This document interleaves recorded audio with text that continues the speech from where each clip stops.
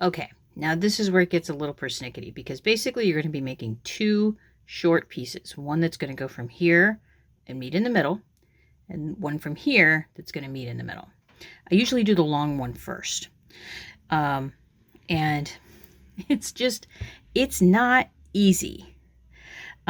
You can try to like hold it over top. That's not really the best way to do it.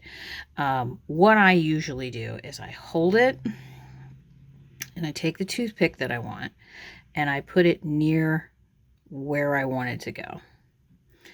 And then I'm going to set this down gently because I don't want anything to move around too much.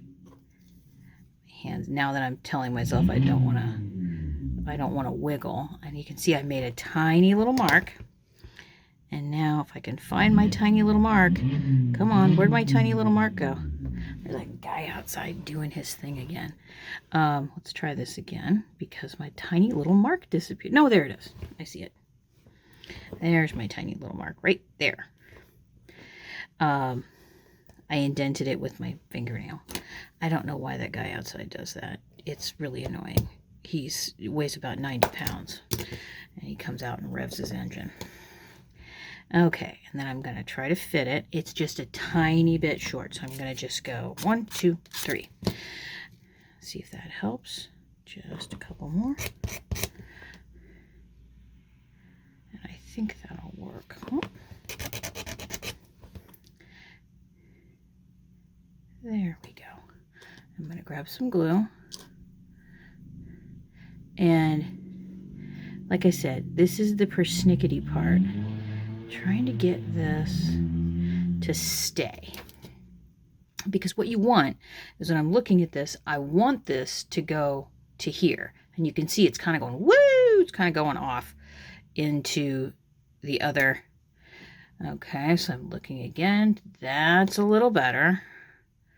Gonna move it over just a tiny bit more and get in here and wipe that glue off.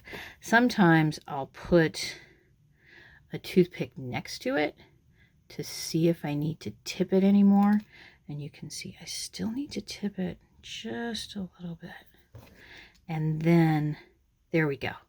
That's how I know it's where it's supposed to go. Now, because this is a little persnickety and I've kind of moved some of the glue around, and knowing that tacky glue will dry much flatter and less concrete-like than wood glue, I've got that piece glued in. So I put a little bit more on. Now, I have these little extra pieces from other pieces that I was cutting off, and I wanted to see if, oh, hallelujah, this one little piece here looks like it'll fit. So I'm going to give it just a tiny little bit. Like I said, this is, it looks harder than it is. I find this one of the most relaxing parts of making the chairs. And I'll look at it this way. I'm going to bring it down just a little bit. Bring this end up a little. And then I'm looking around. I'm going to put a tiny bit more glue right there. Okay, and those are the X stretchers.